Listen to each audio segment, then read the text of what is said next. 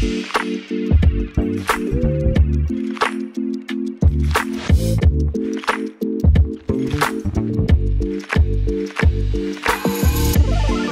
is a gift. When you think about the millions of sperm rushing to the egg and your chances of being birthed, you realize how privileged you are to have been born. A miracle. Hi, I'm Ndidiamaka Obadan, and my friends call me Dr. Didi. I'm a mom, a wife, an educator, and a nephrologist, a kidney physician. And what that means is that many of my patients meet me towards the tail end of their disease process, when their kidneys have failed or are failing so much that they require extra help to keep their body from dying. By this time, they and their loved one are experiencing all sorts of emotions: disbelief, denial, anger. They are angry at the physician for giving them the news.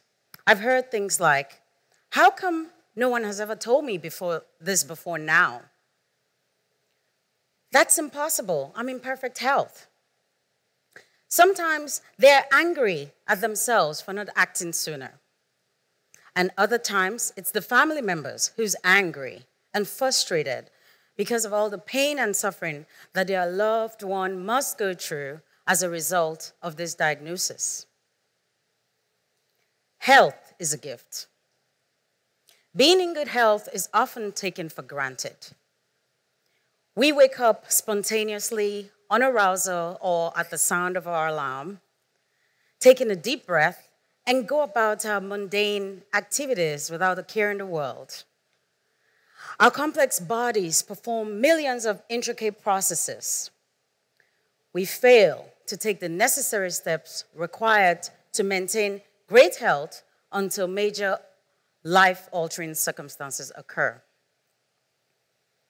As a child, around 8 or 9, I remember playing in the playground and trying to jump from one swing to the another when I felt a sharp object stick into my thigh. I didn't realize it quickly enough because I was in motion, and so it ripped off a big chunk of my skin.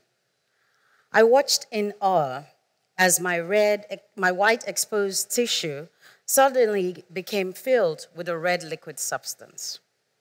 And then, not so long after, I felt the pain. I rushed off to Mom and to get my bandage placed. A couple of days later, my wound had scabbed over automatically.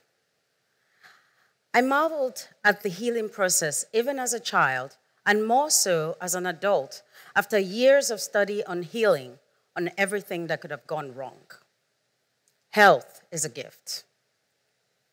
Curiosity is the first step towards achieving great health. It leads to a preventive mindset. Our thoughts control our actions, which control our destiny. Curiosity did not kill the cat. I love to drive. I love cars. And over the years, I've realized that this is my soothing time. It's my me time. To drive long distances, to travel. It's the best thinking time. But to do so safely, I have to have a safe vehicle. So naturally, I love to take care of my car. I think this passion rubbed off on me from my dad, an engineer, who always ensures that his cars are in top shape. He taught me how to drive, change my tire, check my oil, and keep my car clean, spotless, with routine washes. I'm still working on that part.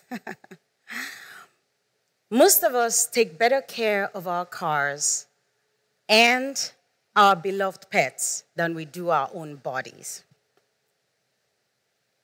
I spend hours studying and educating others about their health. I teach them about their blood pressure and what the numbers mean. Well, the top number is your systolic, and this lets us know the pressure in your arteries as your heart squeezes. Or the lower number is your diastolic, and this lets us know how easy it is for your heart to fill up with blood. I teach them about their cholesterol and their creatinine, their kidney numbers. I know their numbers like the palm of my hand. And then one day it hit me. I didn't know my numbers. What was my blood pressure? How did my urine sample look under the microscope? I became curious. And lo and behold, my blood pressure was elevated. I was surprised. I repeated my test multiple times with the same result. And so followed the same pathway that I use for many of my patients. I followed up with my physicians and carried out specific interventions required to get my blood pressure back to normal. I kept asking questions, and I'm still searching for answers. We ought to be curious about our health. Let me share a prototype story of many of my patients whom I've treated over the years. They're apparently healthy, middle-aged. Sometimes it's a man, other times it's a woman. They are the very definition of success in every sense of the word. CEOs, professors, religious leaders, and even presidents. They are apparently in good health. An example of a typical scenario would look like this. Bob. He's the CEO of a well-known company. Many of his employees would fall on a sword for him. A loving father, a kind husband, never really had a real reason to see a physician. He was apparently in good health. He had a little swelling there and a little fatigue here, but nothing he couldn't shake off.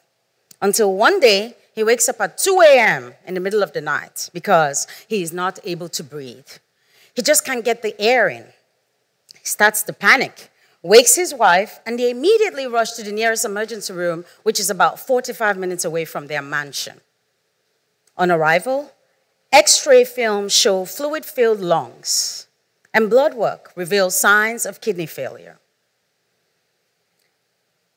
He is immediately placed on oxygen and given medications to try to force his kidneys to squeeze out whatever excess urine they can create. At this time, Bob is tired. He's exhausted. The effort to breathe has him exhausted. And so his physicians decide to emergently connect him to a breathing machine and a kidney machine. All this is happening frantically between 2 and 4 a.m. in the middle of the night, amongst all the chaotic things going on in the hospital. Bob's parents, siblings, and children have all been informed that he's admitted and needs to be connected to these machines to save his life. Emergency plans are activated. After a couple of hours, 5 liters of fluid is removed from Bob's body. Bob is able to breathe again, and he's disconnected from the machines. Could all this have been prevented? Perhaps. Bob had several warning signs long before that day, but he was busy. Other factors like health system issues, misinformation, spiritual belief, all cause us, like Bob, to neglect our health and procrastinate until it is quite late. We must move from catastrophic to preventive care. When we become curious, we ask questions like, how do we live longer, healthier, and happier lives? How do we maximize our quality of life as we age? Do we just snap our finger like Thanos and wish for all diseases to magically disappear? Ever since I can remember, I've wanted to understand why we grow old and how to do so in such a way that it is a pleasant experience. But finding this source of complex biological processes we call aging is like finding a needle in a haystack. It's not easy. As a researcher, I was fascinated when I learned that 1 in 3 from Icarian people from a small town in Greece lived to be greater than 90 and above, free of dementia and other chronic medical conditions. What was their secret? Did they all have green genes? Perhaps, but we've learned from our experts in the field, Professor Susan Gazer, Shin Ichiro Emae, Leonard Guarente, and Boris Magasanik, that our DNA is not our destiny. Studies estimate that the genetic influence on longevity is surprisingly low, 10 to 25%. Amongst other things, our habits affect our health. The Icarian people live in a pollution and stress-free environment. They have a healthy diet, prioritize sleep, live in close, supportive communities, and so are better able to cope with social difficulties when they arise. Habit formation starts early in childhood. In some cultures, preschoolers are given candy and other sugary treats as a reward for good behavior. And then we wonder why childhood obesity is at an all-time high, or why kids grow up to have addictive personalities or consume excessive calories habitually.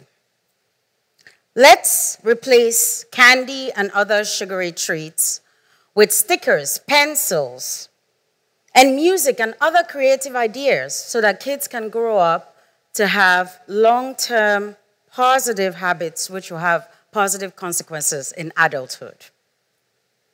While growing old may seem distant to some of us will arrive there in perfect health. I marvel as I study the life of our nonagenarians, Warren Buffett, Jimmy and Rosalind Carter, Queen Elizabeth of England, and my grandmother Beatrice. What can we learn from them? We must be curious about our health. We must know our numbers and what they mean.